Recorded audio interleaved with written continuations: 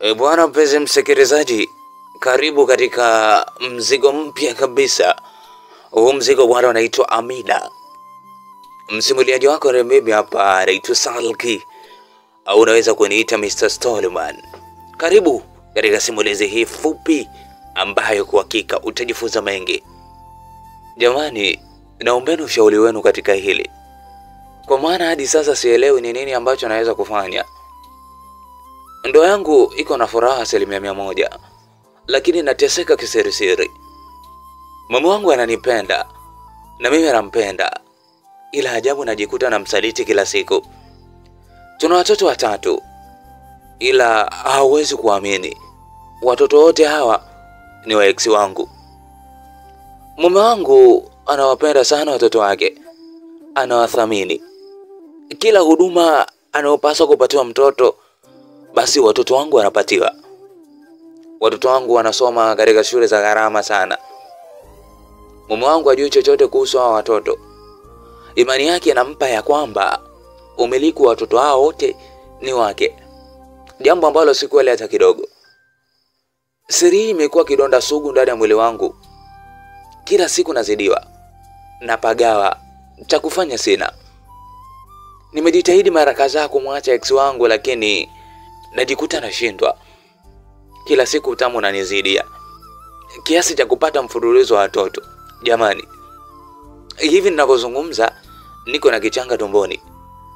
Unafikiri basi ni cha mume wangu? Hapana, ni cha ex wangu Kennedy. Mimi naitwa Amida, mume wangu anaitwa Hamza Mbawala.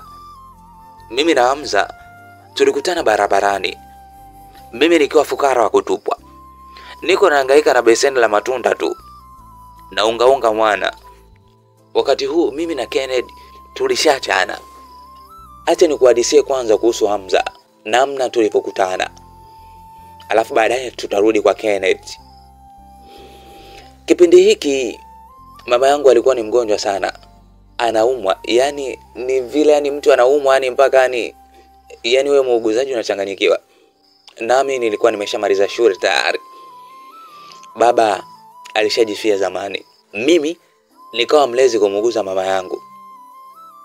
Kwa bahati nzuri nyumbani nilizaliwa mimi peke yangu, hivyo sikuwa na mzigo mkubwa sana kuhakikisha maisha yanasonga.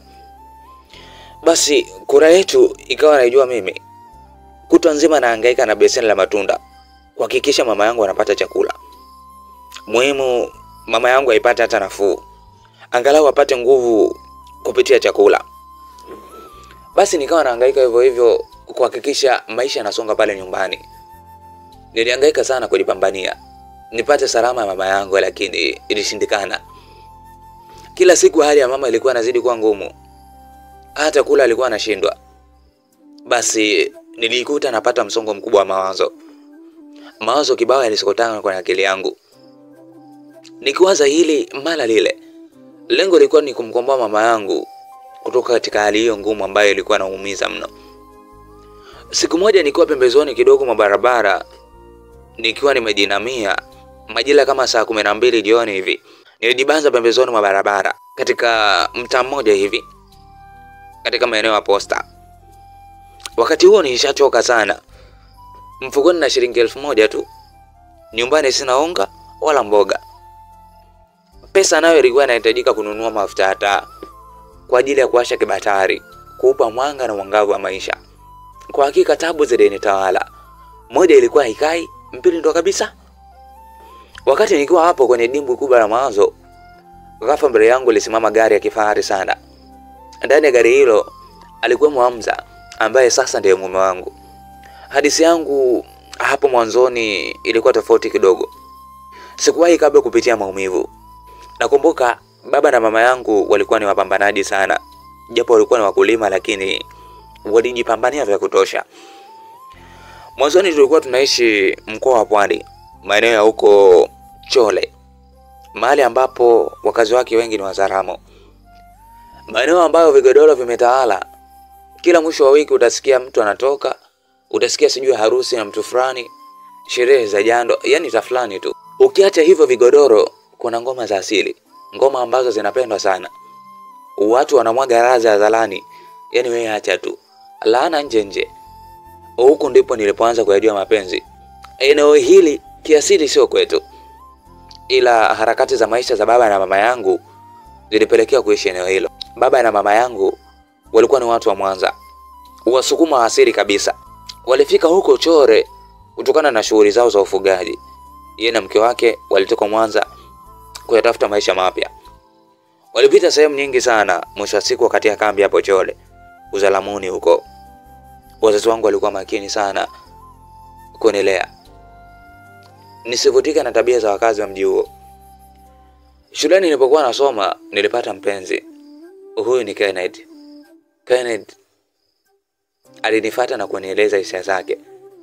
Kipindi hicho barua za mapenzi ndio zilikuwa zinafanya kazi. Basi ujumbe mzito wa mapenzi ulinifikia.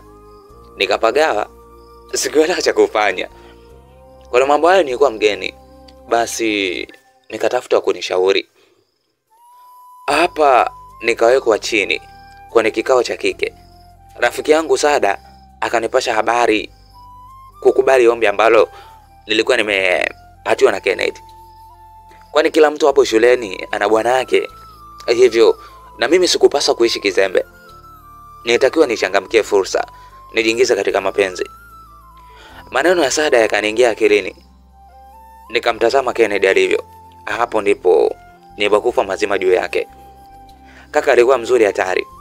Sio uzuri huo unaofikiria, yani alikuwa anajijali sana. Anapendeza mno. Maisha yao ni ya kawaida lakini hauwezi amini anavyopendeza. Basi nikamkubali Kenneth kuwa mpenzi wangu. Hapo tukaingia kwenye mahusiano rasmi. Mimi na Kenneth. Ex wangu ananiganda muda wote. Sasa niko na ujauzito wake wa 4 ndani ya ndoa yangu. Mume wangu hatambui chochote katika hili. Siri hii nimeificha kwa muda mrefu mno. Mimi na Kenneth pekee ndio ambao tunaelewa kuhusu hili. Maisha ya mapenzi mimi na Kenneth yalianzia hapo shuleni. Tukawa wapenzi rasmi. Mengi tulifanya kwenye mapenzi yetu, kiasi cha kuzijua ngoma za Uswahili. Kenneth alinitorosha sana nyumbani kuelekea kwenye vigodoro, muziki ya usiku huko. Nikazidi kuionja raha na utamu wa midundo hiyo pendwa huko Uzaramuni. Nikafundishwa mapenzi halisi na ladha ya upendo. Tulipomaliza shule, mimi na Kenneth tulipotezana. Haikuwa hivi hivi, bali Kenneth alipata safari kuelekea Dar es Salaam. Basi akaniona mimi sifai, alinitukana na kuniacha bila hata sababu za msingi. Niliumia sana, kwa maana Kenneth nilimpenda mno kiasi ambacho sikutamani akae mbali na mimi. Sikuwa na namna, ililazimu nikubali maamuzi yake. Moyo ukagoma kupenda tena. Shuleni nilifeli. Familia yangu ikanilazimisha niolewe. Nikakataa.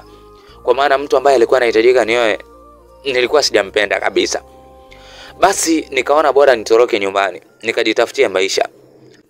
Safari mpya ya kuungua na jua ilianza. Mwanzoni nilikuwa nalala nje, lakini baadaye nilipata mahali kwa kujihifadhi. Safari ya maisha mapambano ilisonga. Wazazi wangu wasijue nilipo. Kwa bahati mbaya, wakati naendelea na maisha, baba yangu alifariki. Nikapata taarifa kutoka kwa marafiki zangu nilikuwa nikisoma nao. Baadhi yao nilitoroka na namba zao za simu kujua maendeleo ya familia yangu. Sikuwa na namna, ililazimu kusafiri kuelekea Chole kumzika baba yangu. Mama alinikasirikia, lakini haina budi kukubali maamuzi yangu. Baada ya msiba kukamilika, nilikaa kidogo kumpoza machungu mama yangu, kisha nikarejea kwenye shughuli zangu. Kipindi hicho nilikuwa najishughulisha na udalali wa nguo katika mitaa ya Dar es Salaam, hasa maeneo ya minada ya nguo mbalimbali. Sikukaa sana kwenye shughuli zangu.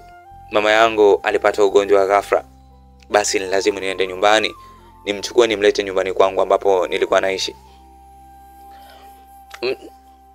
Nilienda kumchukua kwa sababu alikuwa anahitaji msaada wa karibu ili niweze kumhangaikia matibabu. Ugonjwa wa mama yangu ndio ulifanya nihangaike, nianze kuuza matunda. Hapa ndipo nilipokutana na Hamza. Mume wangu alinioa. Kama unakumbuka nilikuhadisia namna tulivyokutana. Basi ile siku baada ya kunikuta nimejinamia, alinichukua na gari lake kunirudisha nyumbani. Tulitoka hapo Posta hadi Mbagala, mahali ambapo nilikuwa nimepanga na mama yangu. Alipofika alishangazwa sana hali ya mama yangu. Akanishauri tumpeleke hospitali haraka iwezekanavyo. Basi aliniahidi siku ambayo ilikuwa nafuata kuja kunipa msaada juu ya mama yangu. Siku hii kuondoka hivi hivi, bali alinisaidia kiasi kidogo cha pesa. Kumbuka mfukoni nilikuwa na buku tu. Basi ile pesa ilitusaidia sana katika matumizi hapa na pale.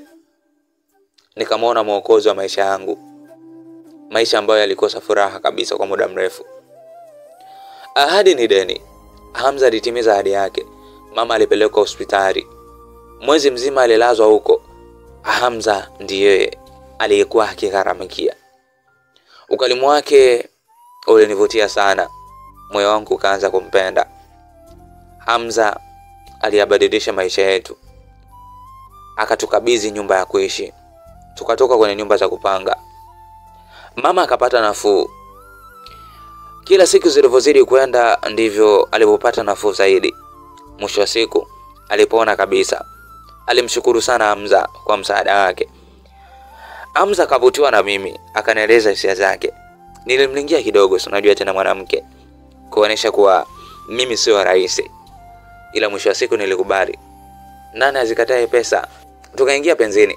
Penzi la kitajiri na kimaskini lilichanganyika, kutengeneza raza moja isiyoeleweka kabisa. Harakati za ndoa zilianza. Mwisho tukawa mume na mke. Wakati tuko ndoani, Kennedy alijitokeza tena. Nijifanya kumchukia lakini moyo uligoma. Penzi la awali likarudi tena. Aisee mpenzi msikilizaji, mapenzi bwana yana namna yake ambayo ya kitofauti. Yaani mtu anaweza akakuumiza alafu akarudi tena kwa maisha ukamsamehe. Huyu Hamida anatuchanganya sasa. Tukutane katika sehemu ambayo inafuata ili tuweze kujua ni nini ambacho kinaenda kutokea katika simulizi yetu nzuri kabisa. Nikukumbushe tu usisahau kusubscribe na kubonyeza alama ya kengele ili uwe kwanza kuweza kupata simulizi zetu. Bila itosalgi au unaweza kuniita Mr. Stallman.